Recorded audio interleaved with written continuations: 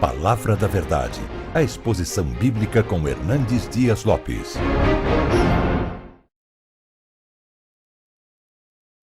Eu quero compartilhar com vocês hoje o texto que está em Marcos capítulo 4. Marcos capítulo 4, versos 35 a 41.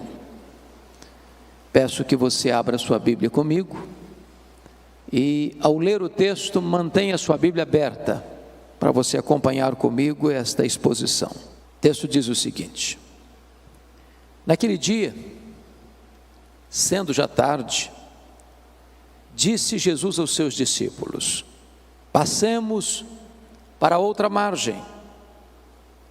E eles, despedindo a multidão, o levaram assim como estava no barco, e outros barcos o seguiam. Ora, levantou-se grande temporal de vento, e as ondas se arremessavam contra o barco, de modo que o mesmo já estava a encher-se de água. E Jesus estava na popa, dormindo sobre o travesseiro. Todos o despertaram e lhe disseram: Mestre,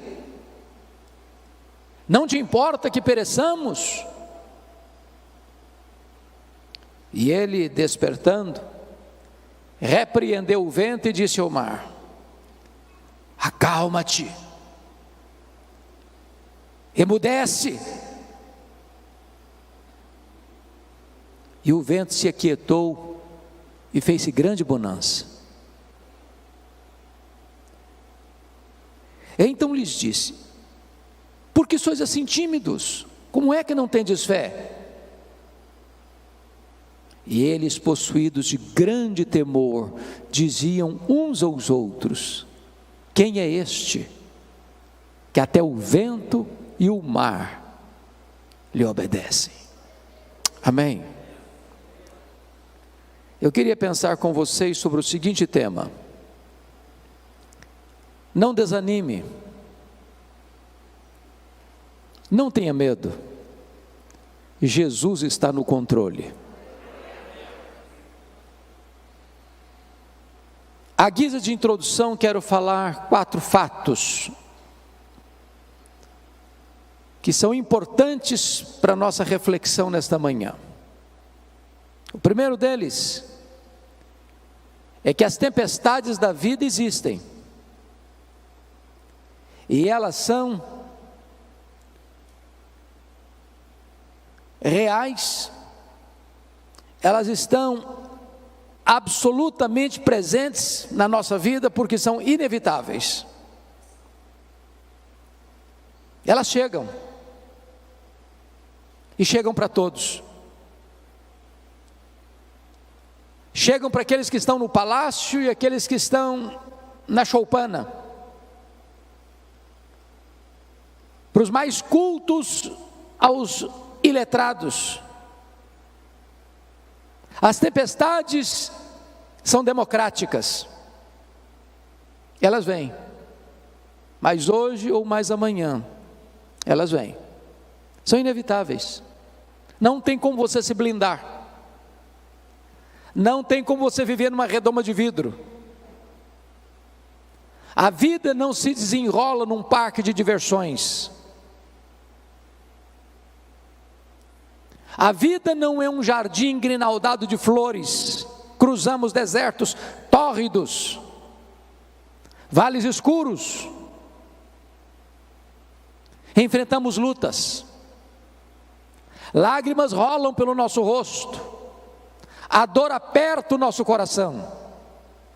Esta é a realidade da vida. A segunda verdade que eu gostaria de lhes dizer à guisa de introdução é que as tempestades não apenas são inevitáveis, elas são também imprevisíveis.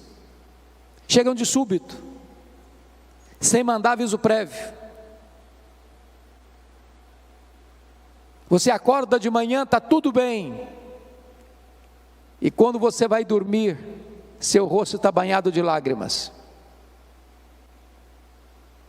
É um acidente, é uma doença súbita, é um divórcio traumático, é um luto doloroso, é uma perda financeira radical, é uma situação que você jamais imaginava que pudesse acontecer na sua vida, mas acontece, pegando você de surpresa, botando a sua vida de ponta cabeça. Mas a terceira verdade, ainda na linha da introdução da mensagem, é que as tempestades não são apenas inevitáveis e imprevisíveis. Em terceiro lugar, elas são inadministráveis tantas vezes. As coisas fogem do seu controle.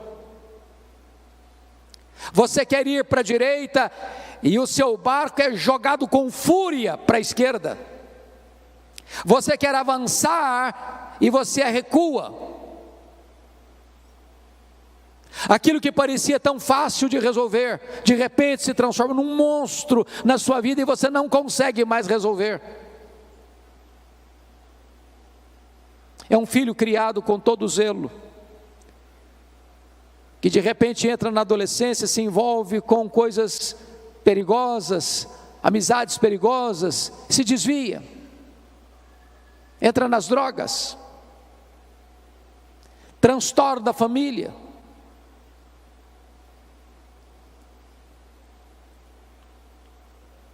Mas eu quero concluir dizendo que, em último lugar, quarto e último lugar, as tempestades da vida são também pedagógicas. Louvado seja Deus, pedagógicas. Sabe o que significa isso? Tudo que vem à sua vida, por mais carrancuda que seja essa providência, pode isso estar fora do seu controle, mas não está fora do controle de Deus. Deus tem um plano nisso. Deus vai usar essa experiência dolorosa de tempestade, não para destruir você, mas para tonificar as musculaturas da sua alma, não para levar você ao naufrágio, mas para conduzir você a uma experiência mais profunda com Ele.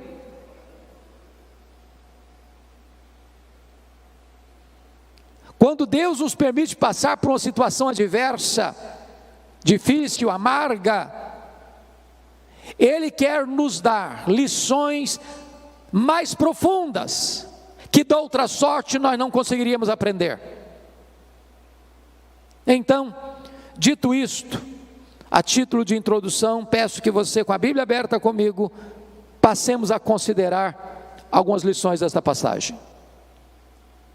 O contexto aqui é que Jesus passara todo aquele dia ensinando as parábolas do reino. E se você já falou, deu aulas, pregou um dia inteiro, você sabe que ao final do dia você está exausto. Então Jesus entra no barco, pega um travesseiro, vai lá para trás do barco, deita e dorme. Mas antes disso ele diz para os discípulos: passemos para outra margem. Enquanto eles estão navegando para outra margem, eu estou falando do Mar da Galileia, ou do Lago de Genezaré, e você sabe que esse mar não é um mar, é um lago de águas doces, o maior reservatório de águas doces do Oriente Médio, com 21 quilômetros de comprimento por 14 de largura, a 200 metros abaixo do nível do mar Mediterrâneo, encurralado pelas montanhas de Golã de um lado, as montanhas da Galileia do outro. Enquanto navegam, subitamente surge uma tempestade de vento, e o barco é varrido de um lado para o outro. E os discípulos inicialmente devem ter pensado: vamos deixar o mestre descansar, nós temos habilidade e capacidade de resolver esse problema. Mas na medida em que eles tentavam resolver o problema, o mar se agigantava, as ondas se tornavam mais furiosas, o barco era sovado com fúria pelo vento tão furioso, estava se enchendo de água, e a morte mostrando para eles a sua carranca. E então recorrem a Jesus com uma pergunta em tom de censura: Mestre, não te importa que pereçamos? E Jesus se levanta, repreende o vento, repreende o mar, a grande bonança, e agora Jesus pergunta para eles: por que sois assim tímidos? Como é que não tendes fé? E eles se entreolharam e perguntaram uns para os outros: mas quem é este, que até o vento e o mar lhe obedecem? Notem comigo, irmãos, que esse texto está regido por 3 perguntas. A primeira pergunta está aí no versículo 38. É a pergunta dos discípulos a Jesus: Mestre, não te importa que pereçamos? A segunda pergunta é a pergunta que está no verso 40. É a pergunta de Jesus para os discípulos: por que sois assim tímidos? Como é que não tendes fé? E a terceira pergunta está no verso 41. É a pergunta entre os discípulos: quem é este que até o vento e o mar lhe obedecem? Bom, como o texto está regido por essas 3 perguntas, me deterei em trabalhar essas 3 perguntas na meditação desta manhã. Vejamos então a primeira pergunta.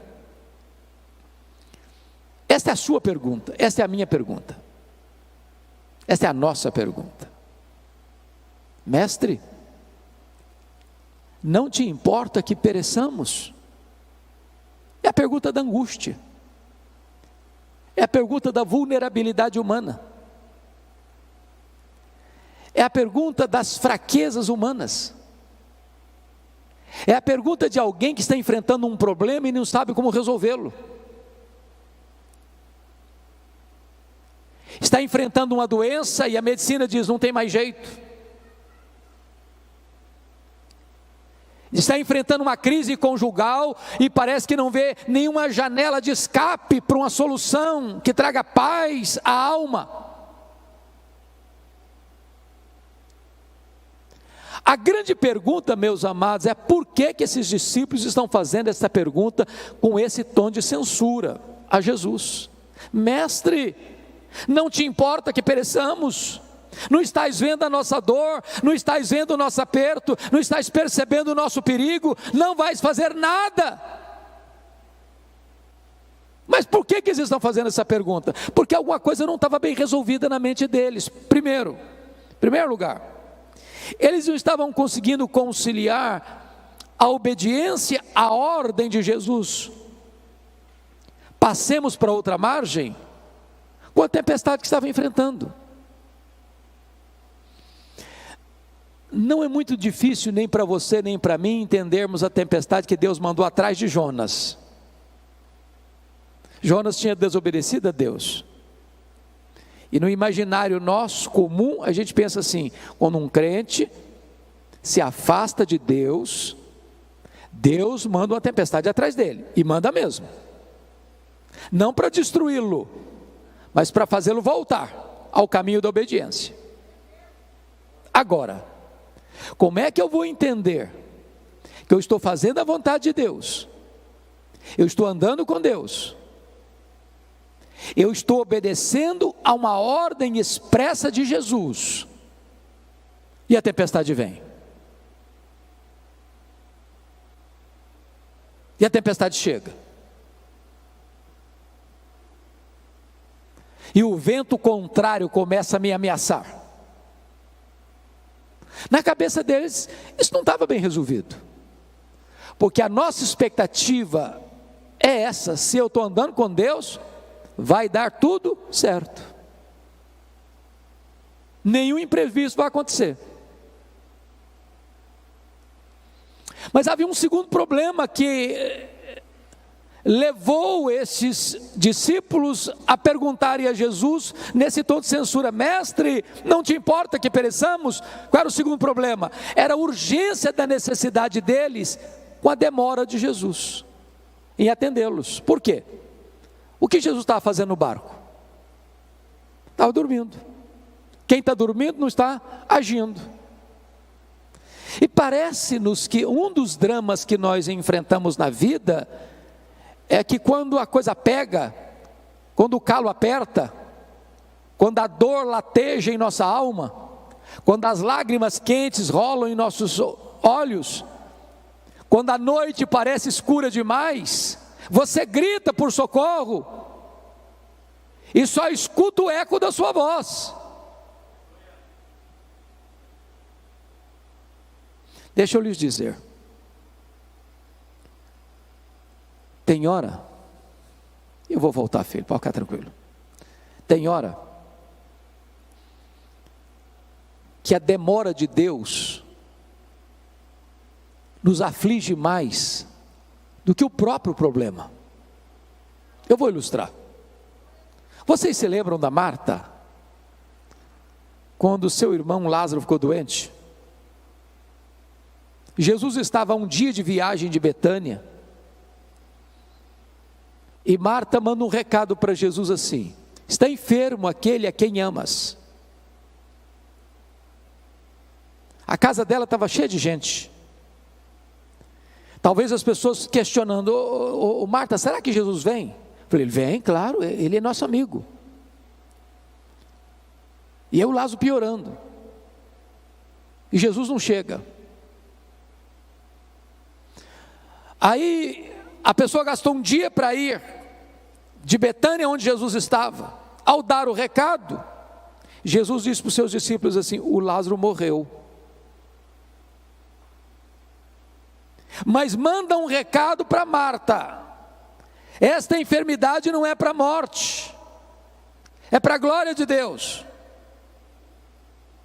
Quando o emissário retorna no segundo dia, que era um dia para ir, outro dia para voltar, talvez apressadamente já vai dizendo para Marta: ô Marta, Jesus mandou falar para você que esta enfermidade não é para a morte, é para a glória de Deus. Mas o Lázaro já estava morto e sepultado.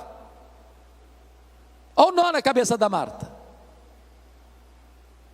Diz a Bíblia que Jesus fica mais 2 dias onde estava. Se o homem gastou um dia para ir, mais 2 dias que fica, 3 dias. No 4º dia é que Jesus vai. Quando Jesus chega lá, o Lázaro está morto e sepultado há 4 dias.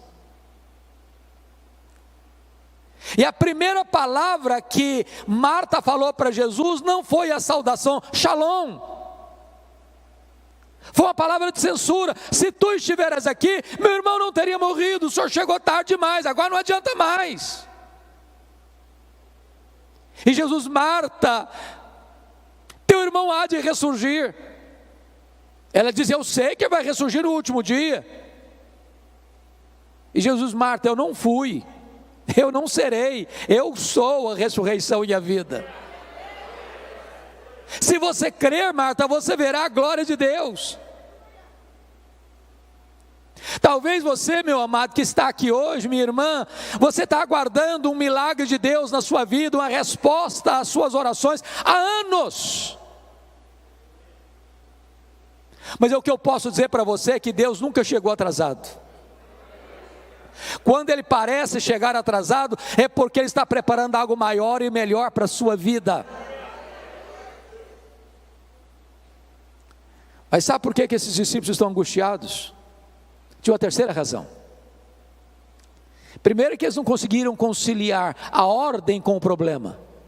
Segundo, eles não conseguiam conciliar a urgência da necessidade com a demora.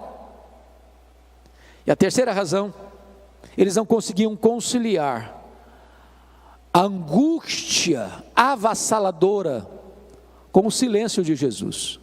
Porque se ele está dormindo, ele não só não está trabalhando, mas também não está falando.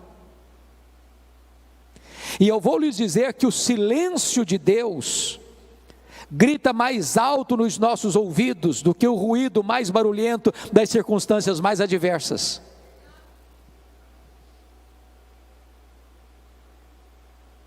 Quantos de nós, irmãos, nas noites mais escuras da alma, já gritou: socorro! e parece que a nossa voz ecoa no espaço, e nenhuma resposta chega.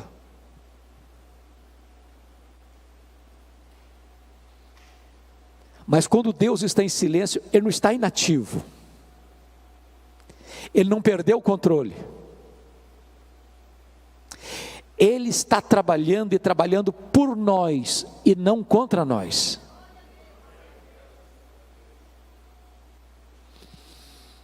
Pois bem, diz a Bíblia então que Jesus se levanta, repreende o vento, repreende o mar, e é uma grande bonança. Me impressiona, entretanto, observar que numa segunda ocasião, quando houve uma tempestade, aí Jesus não estava dentro do barco. Vocês se lembram disso, está registrado em Mateus 14. Lá naquela segunda ocasião, Jesus mudou a metodologia. Aqui, primeiro ele acalma o mar e o vento, para depois acalmar os discípulos. Lá na segunda ocasião, primeiro ele acalmou os discípulos, para depois acalmar o mar, dizendo assim para eles: tende bom ânimo, sou eu, não tenham medo. Só então ele acalmou o mar. A pergunta é: por que ele mudou de metodologia? Por uma razão muito simples. O Senhor Jesus sabe que tem hora que a tempestade mais terrível na nossa vida não está do lado de fora, está do lado de dentro. Tem hora que o seu maior problema não é a circunstância, é o sentimento. E Ele, como aquele que nos conhece, sabe quando é que primeiro tem que atender a solução do problema, e em segundo lugar, quando ele tem que atender a solução do problemático. Ele é poderoso nesta manhã para acalmar tanta tempestade que está dentro da sua alma, como a tempestade que está fora de você.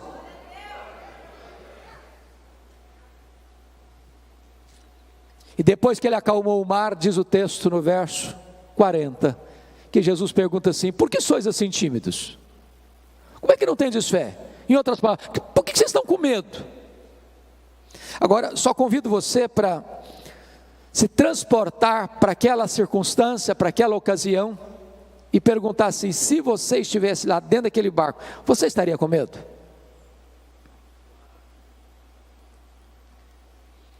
Ô, gente, eu fiz um único cruzeiro, um navio grande na vida. Fiz vários cruzeiros pequenos, mas grande, navio grande, uma vez só na vida. Saiu de Santos, foi para o interior do Rio de Janeiro. E eu prometi a mim mesmo nunca mais fazer outro cruzeiro na vida. Pegamos ondas de 5 metros. Foi um desespero. Todo mundo dentro do navio ficou com náuseas. Todo mundo. Você ia sair, você tinha que cambalear nos corredores e todo mundo vomitando nos corredores. Você não imagina o que é você começar uma viagem, o navio está todo mundo nauseado e você sabe que tem 8 horas pela frente. A única oração que eu fazia era essa: ó Deus, ou eu durmo ou eu morro. Agora imagine o que é um barquinho de pescador, no meio do mar, já de noite, o mar furioso, moendo o barquinho, água entrando, a morte mostrando a carranca, a situação humanamente desgovernável. Você ficaria com medo? Aí Jesus pergunta assim: por que vocês estão com medo? Como é que vocês não têm fé? Mas por que eles deveriam estar com fé e não com medo? Bom, eu quero lhes dar 4 razões por que eles deveriam ter fé e não medo. Para ajudar a vocês na memorização, usarei um recurso mnemônico. As 4 razões para eles terem fé e não medo, começando com a letra P. Primeiro, eles deviam ter fé e não medo por causa da promessa de Jesus do verso 35. Passemos para outra margem. Se Jesus disse assim: passemos para outra margem, qual era o destino deles? A outra margem, claro. Então vou lhe dizer algo sublime agora. Promessa de Jesus e realidade são a mesma coisa. Porque nenhuma das suas promessas cai por terra. Em todas as suas promessas nós temos o amém, o sim de Deus. Ele vela pela sua própria palavra em a cumprir. Você sabe por que você e eu ficamos com medo? É porque nós duvidamos que aquele que fez a promessa é fiel para cumpri-la. Segundo lugar, sabe por que eles deviam ter fé e não medo? Por causa da presença de Jesus com eles. Quem é Jesus? O Criador do mar, o Criador do vento, o Criador da terra, o Criador do céu, o Criador do universo. Agora eu pergunto a você, será que a criatura poderia ser maior que o Criador? Será que o mar poderia derrotar o Criador do mar?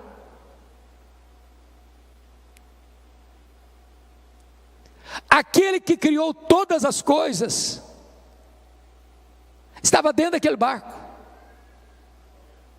Aquele barco não podia afundar com o Criador do universo, o Filho de Deus. E Jesus prometeu para você e para mim o seguinte: eis que eu estou convosco todos os dias até a consumação dos séculos. Nós não vencemos porque somos fortes, nós vencemos porque o Todo-Poderoso está conosco.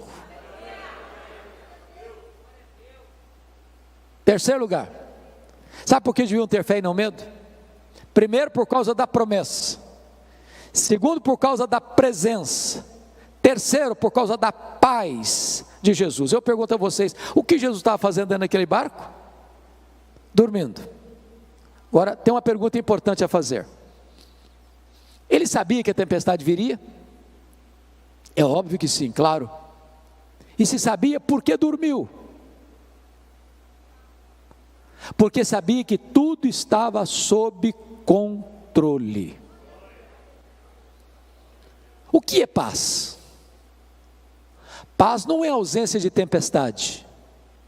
Paz é você saber que apesar da tempestade, tudo está sob controle. Não sob o seu controle, sob o controle de Jesus. Você pode ter paz no vale.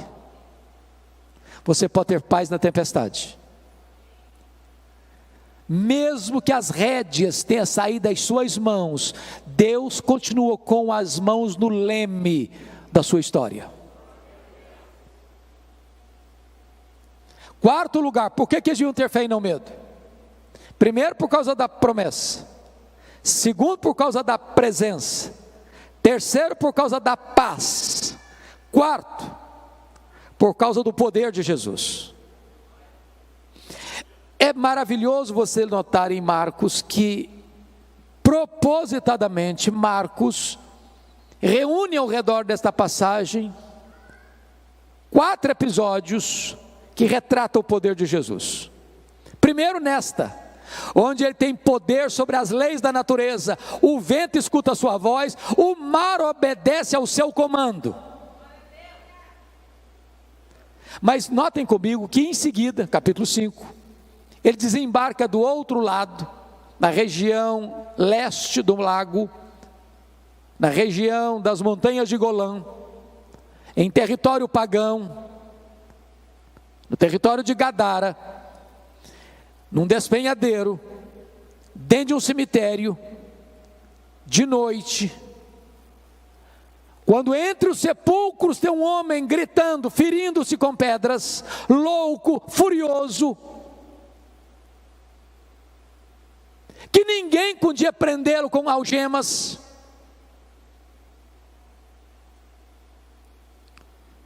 E quando Jesus entra, e a cena era de medo, porque tudo que você não espera ver dentro de um cemitério de noite, a gente viva. E aquele homem se prostra diante de Jesus. E Jesus pergunta: qual é o teu nome? E ele respondeu: Legião, porque somos muitos. O que é uma legião? Uma legião é uma corporação romana de 6.000 soldados. Dentro de um único homem tinha 6.000 demônios, capaz de sair de um homem e entrar em 2.000 porcos, levando-os ao precipício e à morte.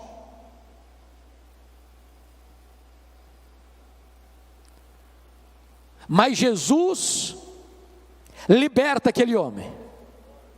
Jesus transforma aquele homem. Jesus faz daquele homem um missionário, para provar uma coisa para nós: ele tem poder sobre as leis da natureza e ele tem poder sobre os demônios. Me impressiona, pastor Amarildo, nesse texto,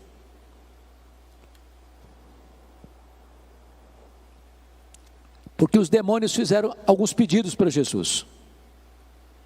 O demônio não ora, mas faz pedido. Primeiro pedido: não nos atormentes antes do tempo. Segundo pedido: não nos mandes para fora do país. Terceiro pedido: mande-nos para essas manadas de porcos. E Jesus atendeu as 3 petições dos demônios. Mas agora que o homem está curado, liberto, ele faz um pedido para Jesus: deixa-me ir contigo. E Jesus não atendeu o pedido do homem salvo e liberto. Jesus diz: não, vai para os teus e conta lá para a tua família o quanto Deus fez por você. Por que Jesus atendeu o pedido dos demônios? Para provar uma coisa.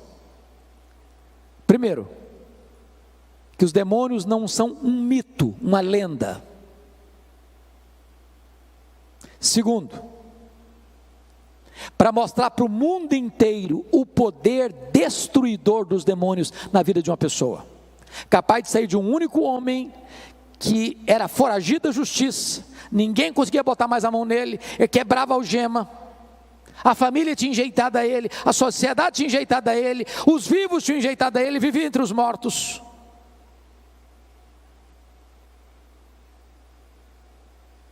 Para mostrar para o mundo que os demônios vêm para roubar, para matar e para destruir. Terceiro, por que Jesus atendeu o pedido dos demônios? Para provar para o mundo inteiro os valores da sociedade mundana. Porque os gadarenos, ao chegarem e verem aquele homem liberto por causa dos porcos, expulsaram Jesus dali. É uma sociedade que ama mais os porcos do que pessoas. Quarto, sabe por que Jesus atendeu o pedido dos demônios? Para provar para o mundo inteiro que quem manda é Jesus. Os demônios ficam se Jesus permitir, os demônios saem se Jesus mandar. Quem domina e tem poder sobre os demônios é Jesus. Quem tem as chaves da morte e do inferno é Jesus.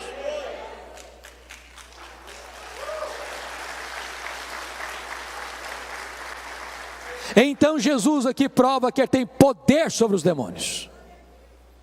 Mas quando você segue a leitura em Marcos 5, Jesus demonstra poder, agora não só sobre as naturezas, não só sobre os demônios, mas sobre a enfermidade, porque tem uma mulher hemorrágica, 12 anos esvaindo-se em sangue, a medicina não resolve o seu problema, o seu dinheiro está se acabando com tratamentos que não tiveram qualquer efeito para ela, e ela pensou: se eu apenas tocar na hora das vestes do Senhor Jesus, eu ficarei livre do meu mal. E ela tocou na hora das vestes de Jesus, e a hemorragia estancou-se no mesmo momento. Sabe por quê? Porque Jesus tem poder sobre a natureza, poder sobre os demônios e poder sobre as enfermidades. A última palavra não é da ciência, a última palavra não é da medicina, a última palavra é do Deus vivo, é do Filho de Deus.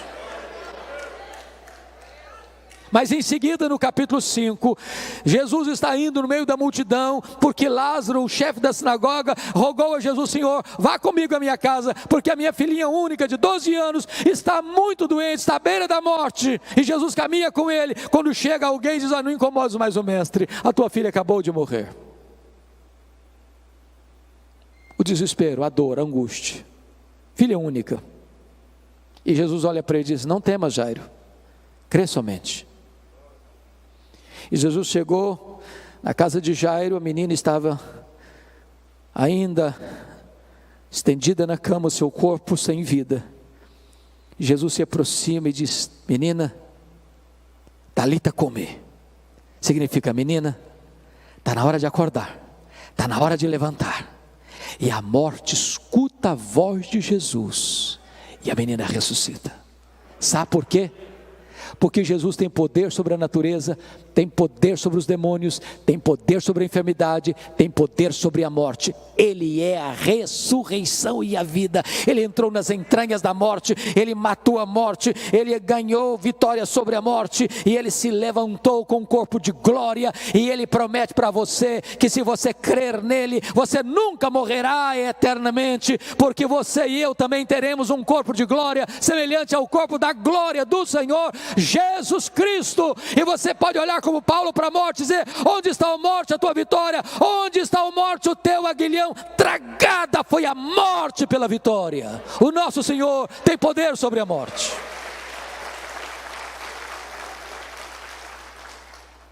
Mas agora, irmãos, vamos para a última pergunta do texto.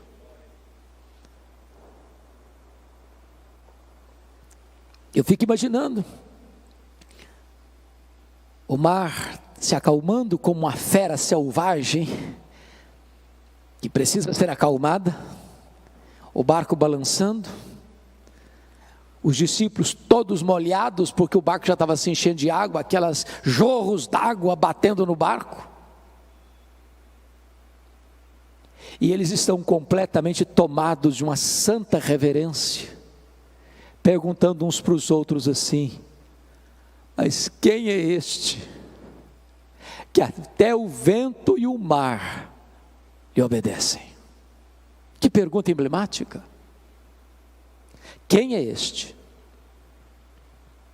E nós poderíamos responder essa pergunta hoje dizendo o seguinte: este é aquele que, junto com o Pai e com o Espírito Santo, lá nos refolhos da eternidade, antes da criação do universo, no conselho da Trindade, traçaram um plano perfeito para a sua, para a minha, para a nossa vida. Este é aquele que no princípio criou todas as coisas, porque todas as coisas foram feitas por intermédio dele, e sem ele nada do que foi feito se fez, as coisas visíveis e invisíveis. Quem é este? Este é aquele que sustenta todas as coisas pela palavra do seu poder. Quem é este? Este é a semente da mulher que nasceu para esmagar a cabeça da serpente. Quem é este? Este é aquele de quem os patriarcas falaram, para quem os profetas apontaram. Quem é este?